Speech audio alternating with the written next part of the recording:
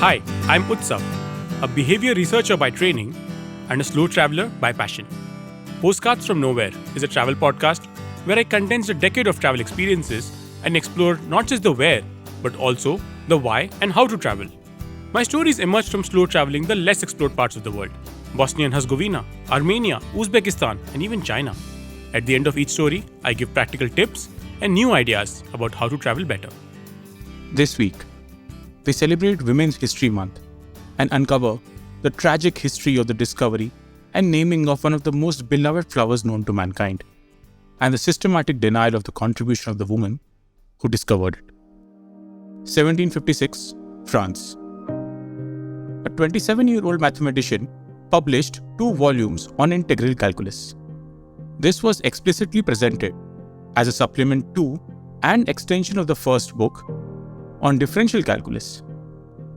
L. Hopital's analysis of infinitesimals for the intelligence of curved lines. If you did not understand anything about the last sentence, I assure you that I am with you on this. I studied engineering mathematics and I still struggle to understand most of it. However, the mathematical community back then understood the value of his work, and he earned significant praise for it. He was elected to the membership in the Royal Society of London. However, this publication also marked the end of his mathematical career. But this mathematician is not the woman about whom I spoke in the intro. In fact, the mathematician is not a woman at all. His career ended because he joined the French army in 1754. In 1766, he was appointed to lead a French mission to hand over the Falkland Islands to Spain.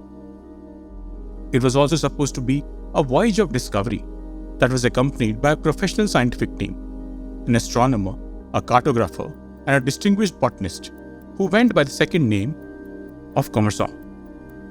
Commerson arrived on the ship with an inordinate amount of baggage, but without his servant. So at the last moment, he recruited a young man loitering on the quayside, one Jean Barret.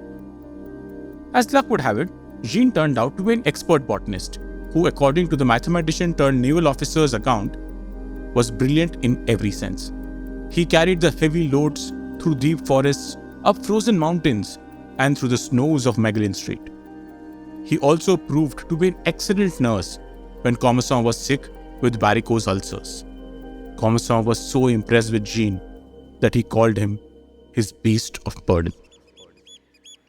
By April 1767, after battling 52 days of rough seas, did the ship get past the Magellan Strait, and the crew landed in Tahiti.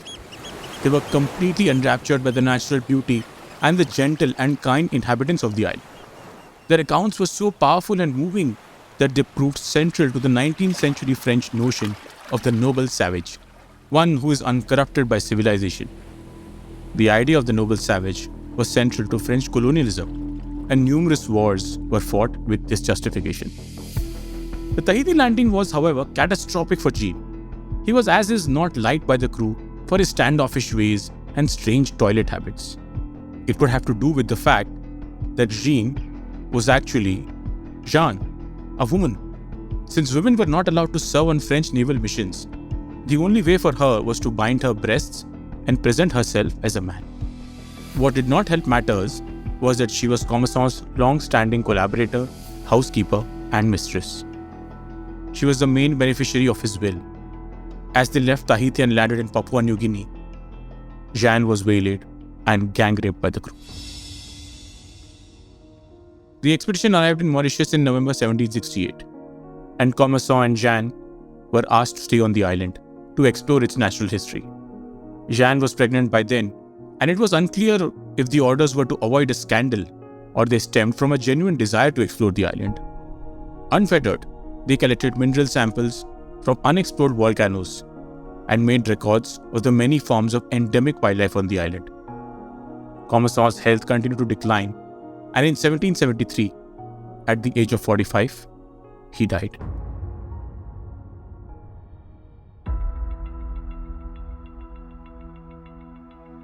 A year after his death, Jeanne left alone and penniless, married a French soldier, and in 1775, the pair returned to France with all of Commerson's papers and 6,000 specimens. One of these specimens was from June 1767. This is when the ship docked in Rio de Janeiro and Commerson was too sick to go ashore. Jean went instead to get the samples, and one of these samples was an exotic vine. It had spiky thorns and its flowers could be pink, magenta, purple, red, orange, white or yellow.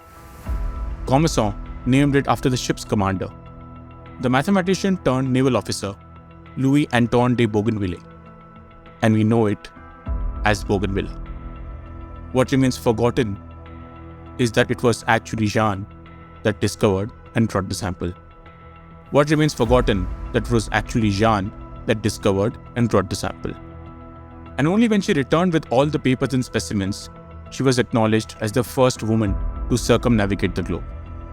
She was able to claim her inheritance and in 1785 was forgiven for her indiscretion and awarded a pension. But what became of the crew who gang raped her? We don't know, and in all likelihood, their indiscretion was forgotten.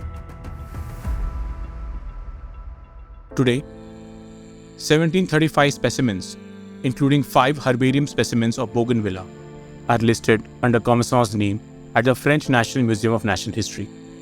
Not one is listed under Jean Barret.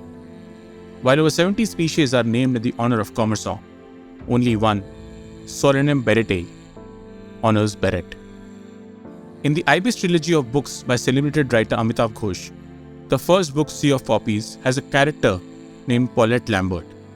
The story is set across the Indian Ocean region during the 1830s in the lead-up to the First Opium War. It particularly focuses on the trade of opium between India and China and the trafficking of Girmitias to Mauritius.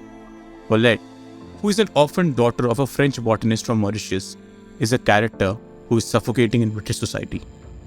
She identifies Philippe and Jeanne Commerson as a granduncle and grandaunt.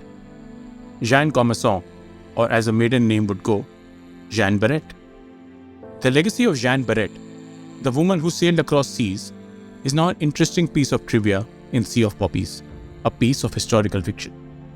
It makes one wonder how much history, with the often willful and sometimes unintended erasure of women's contribution, is merely historical fiction.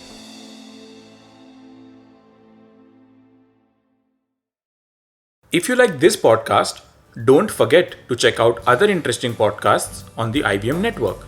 You can listen to us on the IVM Podcast app or ivmpodcast.com. You can also follow us on our social media. We are at IVM Podcasts on Twitter and Instagram. If you want to reach out to me, I am Utsav Memory on Twitter and YVTravel42 on Instagram.